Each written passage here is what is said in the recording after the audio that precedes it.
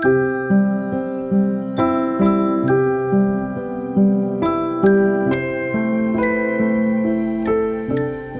good morning. This is Dick Foth with Stories from the Road.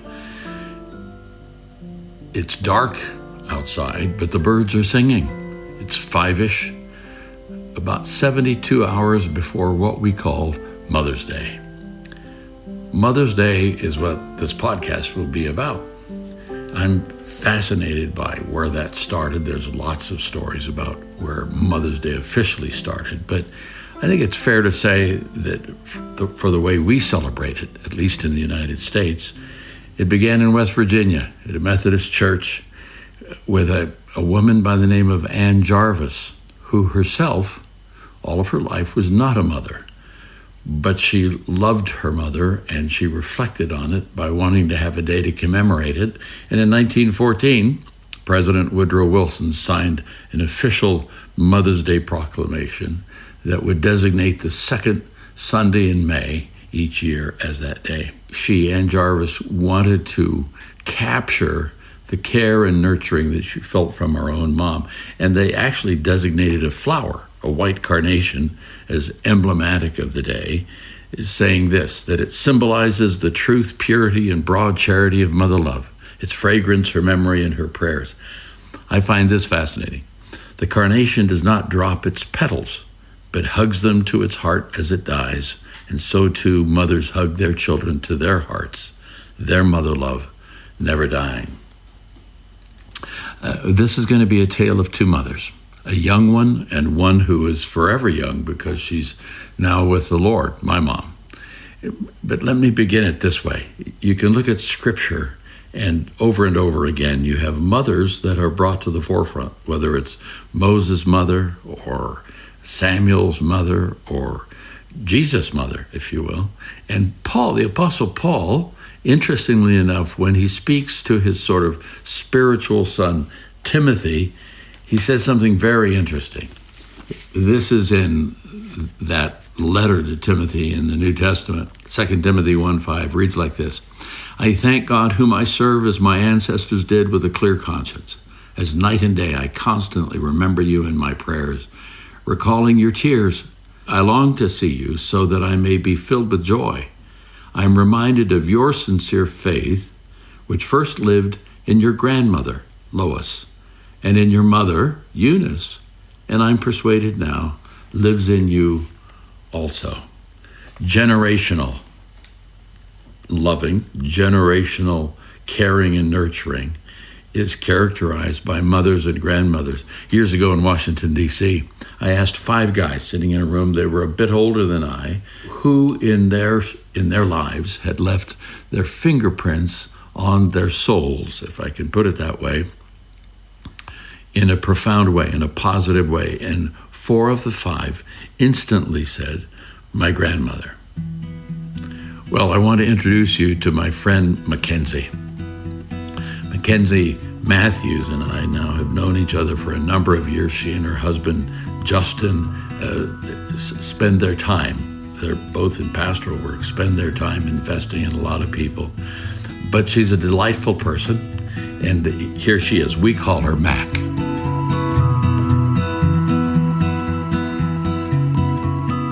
So Mac, here we are. And I get to ask you some questions. Mm-hmm. But first of all, I want to, this is a question.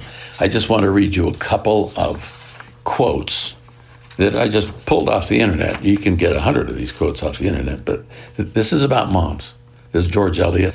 Life began with waking up and loving my mother's face. Oh, so sweet. You like that? I love that one. That one makes me a little teary. Does it? If I think about it too long. The thing that's interesting to me that a baby doesn't see very far, yep. But that distance they do register is about the distance from a baby yep. being held in one's arms to a mother's face. Yep. I just like that one. Yeah, me too. How about this one? Mothers hold their children's hands for a short while, but their hearts forever. Oh, I know that one too. I'm like, oh. You're counting on that? Yes. Well, I'm like, always say that. People say, oh, time is a thief. So fast. There you go. It's true. So sweet. Mm-hmm. when I ask you about your mother, what's her first name? Penny. Penny? Penelope. Is her full name. Penelope. There's an old English name, I think, but Penny's great. So when you think of your mom and her care for you, or her mothering of you, what are one or two of the first things that come to your mind? She is very intentional. Okay. She always has been very intentional, thoughtful, present. Okay. I was thinking about her when I was a kid, now that I'm a mom myself, but, we'd come home from school and she worked full time and somehow our house was clean. Somehow the food was always on the table that she had made at 6. Wow. I know. I asked her, I'm like, Mom, were you on crack in the 90s? Like, how on earth?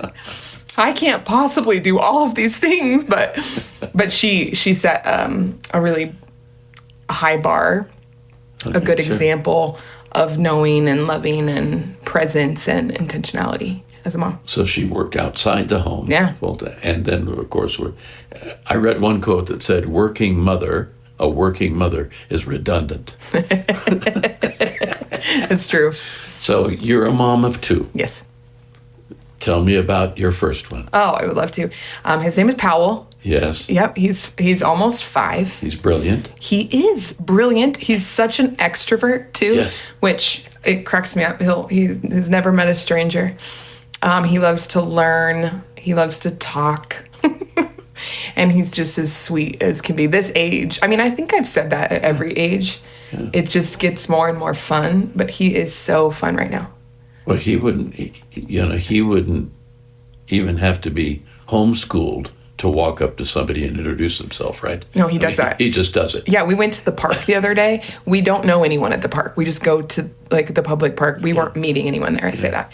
So there's people there, and he walks up and he goes, "Hello, everyone." Like, hello. Okay, okay, that's good. That's my extrovert. And then you have a newer one. Yes, yep, and that's Callie, and she's almost 4 months old. Almost 4 months old. Yep, and so she's in that stage. She's smiling and is about as cute as can be. She's just precious. So you have one in almost kindergarten, and you have one in your arms. Yeah. And in between those two, you've had 4 years, approximately. But life is what happens when you expected something else.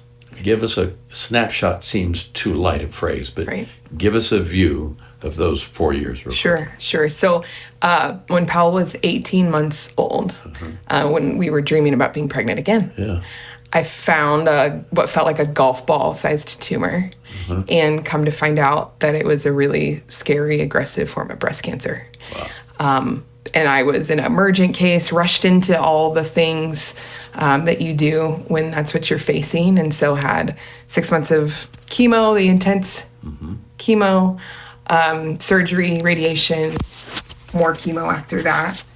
But yeah, I think it was a whirlwind of something. I was 33 when I was diagnosed again. 33, young family, trying to look at my son at that time, and I remember looking at his crib thinking, gosh, I don't know what's ahead of me. I don't know. Yeah. And no, I don't know if he'd remember me if I left right now. And just all of the shifting perspective that was forced from that time of, one day at a time, one step at a time. But it was particularly 2022 was the year that I had a lot of treatment.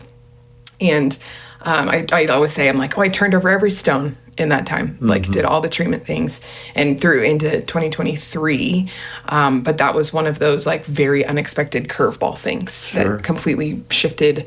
It shifted everything, shifted my perspective and shifted what is valuable and where we give our time. And there's a lot that shifted in that season. And so, once I've come out of that place now I'm well. I'm still monitored really closely. Sure. I'm in a different place now, but being able to even have Callie again was something that the doctors didn't know if I would be able to do. That was against the odds. It was very against. I'm not a betting guy, but that would be in betting terms. Yeah, it was it's quite the Hail Mary pass. And I had actual tests that were hey, this is really fertility clinics couldn't have worked with the numbers that I had. They were that bad. Right. So not just unlikely, but like very, very unlikely. And I always say there was a series of miracles because it was a desire of my heart that I grieved when we were diagnosed. Again, I was in the place of wanting to have another child. Or I imagined my family. I mean, being a mom and wanting a bunch of babies, but in that the state of what I'd hoped for and dreamed for, I asked about it a lot with my care team, and I had a series of miracles that even my care team allowing me to try was like a huge miracle. Because of the type of cancer that I had and fear of recurrence. And they just, that was something that their perspective and their job is to keep me safe. And so that was part of that. And so their willingness to let me try was huge. And then I got pregnant right away, which was even in my story before Powell, it was hard for us to even get pregnant and stay pregnant then. And so to get pregnant quickly, I'd be like, it's such a miracle and such a gift. So that year, the 4 years, I was like, a lot happened in those 4 years, and I still pinch myself. I still can't believe that I'm like, I have a daughter, and after all that, I just can't believe it. She's a beauty. She is. She's so cute. All of our children are most beautiful and most brilliant. But objectively, she's awfully cute. That's right. That's right. From a distance and up close, she's cute. Yes.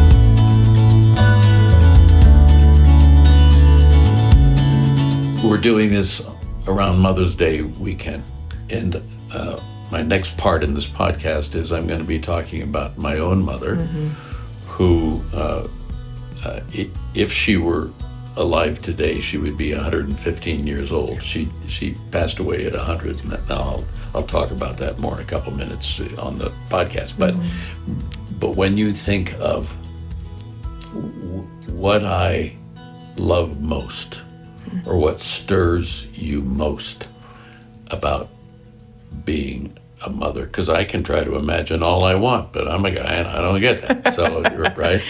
Oh, gosh, there's so much that I could say with that. Just say two or three things. Yeah, I mean, I think there's been the moments of getting to be the nurturing caretaker, safe place for like these tiny people, and some of the perspective of delighting in them and loving in them. There's just nothing quite like it. Or I even think, even when you shared the distance of what they can see, but I'll never forget the moment because they hear and know my voice. They knew my voice in the womb. Yes.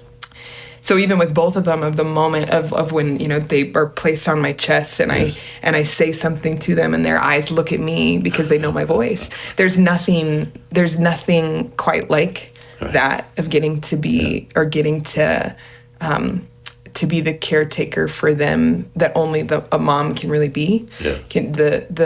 Because my husband's an incredible dad and a caretaker in a way that he can only be the dad, but how sweet it is to be the nurturing mom that is the safe space for kids. Like when my son hurts himself, he turns to me and wants to run to me. And there's something that's just a huge honor to get to that, and a delight to be known in that way and get to know them in that way. So let's take one more moment and talk to your peers, other young moms.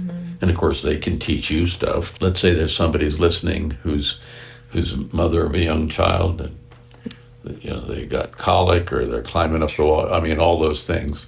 Just any thought of encouragement for them. It's a challenge sometimes to be present right where you are in the ordinary days of dishes and diapers and gosh, I feel like my whole life is just moving things from room to room that need to go somewhere else, or driving to and fro. There's so much unseen. Like, it can be stressful and loud and noisy, and that your time looks so different in this season. It's all so squished and squeezed out in this season. And I always think about this quote. I'm trying to remember who said it, but it's a quote. God can really only meet us right in the ordinary life that we have. Sure. Whether that's the diaper season, the making meals, cleaning again, the same spot again and again, forever. I asked Ruth, what do you remember about we had 4 under the age of 7. She said, I don't remember anything. It's all a blur. But totally. She does in moments remember things. Well, it can feel like Groundhog's Day a little bit, or where there's some of those things. But I think the encouragement is to be, everybody says, and sometimes it's always like, oh, this will go so fast. The amount of people are like, it goes so quick. And it does, and I know it because I'm like, it already feels like it goes fast, and you want to soak it up, and there can be pressure to make memories and under that vein. But I think the thing that I've come to just appreciate is trying to be, regardless of what the dishes are in the sink or the crumbs on the floor or all the stuff that hasn't been folded, or you know, to try to be fully present in the moment that I'm in. And the encouragement would be to try to be present right in the moment that you're in. Yeah. Well, Mac, thank you for doing this. I think watching you in these years, and you and Justin and I have spent time together, and just to see how both of you have walked through this, trusting the Lord while you're scared, all those things. Like most of us trust the Lord while we're scared. But it's just it's a great encouragement to me as an old great-grandfather to see someone of your age committed to the Lord, to your man, and to Powell and Callie. That it's just good to be around that. So thanks for doing this with me. Thank you. Now I'm going to talk about my mom. Can't wait. Okay. I'll see you later.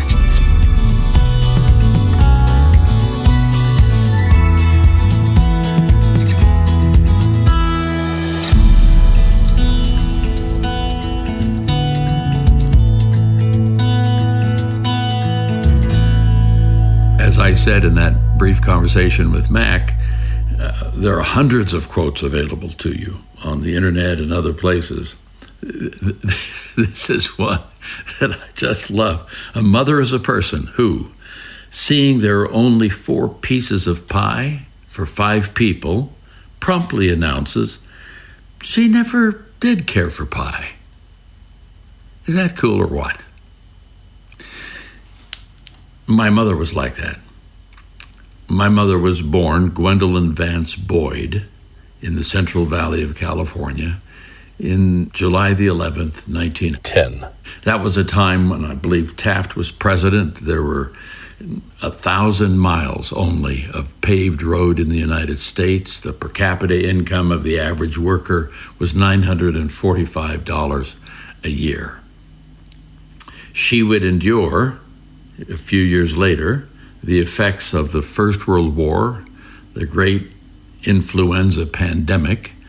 As a late teen, the crash of the Wall Street stock market, then 10, 11, 12 years of horrific Great Depression experiences, followed by World War II. I was born in the middle of World War II in 1942. And from my earliest memories, I remember the nurture and care of my mom in profound ways. I'm a 17-year-old at Cal Berkeley, sort of struggling with my own faith back in 1959. And I lived at home in Oakland, California, and would drive my 150cc Vespa motor scooter 10 miles over to Cal for my freshman year. And I remember coming home, and my mom would always have sort of carrots and celery and pieces of apples and so forth for me to eat. And she always maintained that caring character until the day she died. My mom, if she were still living in this July, would be 115. She died at the age of 100, just past 100, in 2010. But when I think of her, I think of her in prayer. I remember walking in one day to our little bungalow house in East Oakland after I was back from school at Berkeley, walking in, and I couldn't find her, which is unusual. And I walked into my mother's bedroom, small house, one of those almost craftsman-like Sears and Roebuck mail order houses. It wasn't that, but it was of a similar style, stucco. And I heard a noise in the walk-in closet in their small bedroom, walked over by the door, and she apparently was on her knees, and she was praying. And I could hear her say this profound prayer: "Oh God, don't let Dick do anything more stupid than he's already done. See, so a mother's prayer, has me speaking this podcast into existence years later. When she was 54, my father, her husband of 29 years, Oliver, went his own way. They separated, and it was a very, very challenging time. She had never worked outside the home except as a young woman. And so she moved to Southern California from our home in Oakland, and there she taught herself to type, got a job at a hospital, and worked actually until she was 82 years old. And I have great respect for her. But in her time of loss, she embraced her love for Jesus and her love for her family. She drew us in close, lived on her own almost all of her days. And she always had a song. She always had a laugh. Let me tell you a laugh part, then I'll introduce you to a song. And then we'll be done.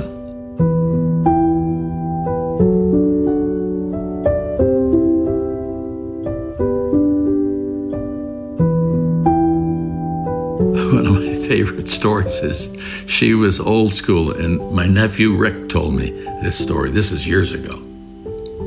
That Mom drove in Southern California until she was 92 years old. You might have seen her. She wasn't a little old lady from the hills around Pasadena.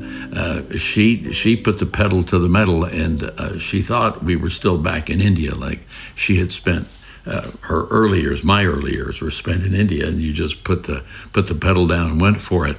So if you rode with my mother, your prayer life was increased. I just put it that way. But she was driving in Pasadena, and a fella ran a red light and T-boned her, just really smacked her. And she was a person who always dressed to go out, whether at the grocery store or whatever. And back in the day when they called them nylons, she wore nylon stockings and wore a nice dress. And if hats and gloves would still be in play in the 1980s or whatever, she would have still worn them. But she was shaken up, and the police came. They said, "Are you all right, ma'am?" She said, "Yes, I believe I am." She said, "Are you sure you got hit pretty hard here?" And she said, "Yeah, I think I'm good." And then she looked out the open window on the ground. She was sitting in the car, and she said to the officer, "Oh, but look, I'm so sorry. We killed that poor little dog." And the officer said, "Ma'am?" Said, "Yes, we killed that poor little dog." And the officer looked down, started to chuckle, and said, "Ma'am, that's not a dog, that's your wig." The fun thing about that story for me is that she had to tell it on herself. She was alone in the car, so she didn't have any problem being self-deprecating or making fun of herself. I love being around people like that, and I love being around my mother for that reason. But let me come back to the song for a moment. Here, after 29 years of marriage, the man of her life walked away, and she pressed into Jesus, and her what I will call her signature song, "No One Ever Cared for Me Like Jesus," is something that I cherish to this day. And when she was 90 years old, my sister and I, and brother-in-law and Ruth, my wife, we hosted her with about 100 folks at a very nice hotel in Santa Ana, California. And along the way, somebody said, "Gwen, why don't you play?" She was a wonderful pianist and organist, and in her 90s, she would go to nursing homes to play organ recitals or piano recitals for an hour, as she put it, for those old people. And she would start out with some kind of show tunes and morph into hymns and then gospel songs. But this song was her favorite. I call it her signature song. And somebody said, "Gwen, why don't you play that for us?" And this is my mother in 2000 at her 90th birthday party. I'd like to tell you what I think of Jesus. Since I found in him a friend so kind and true, I would tell you how he changed my life completely. He did something that no other one could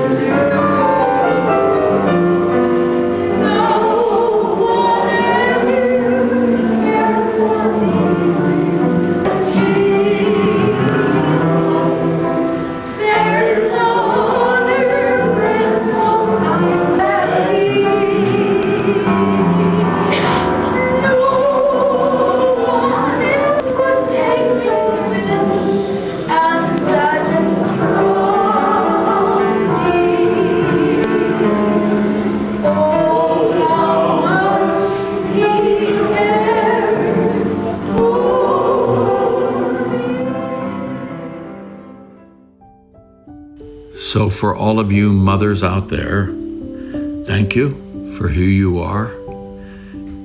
And thank you for your investment in us. Thank you for showing us what nurture looks like and what intensity and faithfulness looks like. I understand that not all mothers have done that, and I don't know any young mom who along the way perhaps at moments doesn't feel like a failure in some way. But boy, your care and your love for us is a wonderful thing. And on this Mother's Day weekend, we applaud you, and we just hope that if your mother is still living, just reach out to her. A call, with a card, with a flower, whatever it is that can honor them this day. Thanks so much. We'll catch you later. God bless.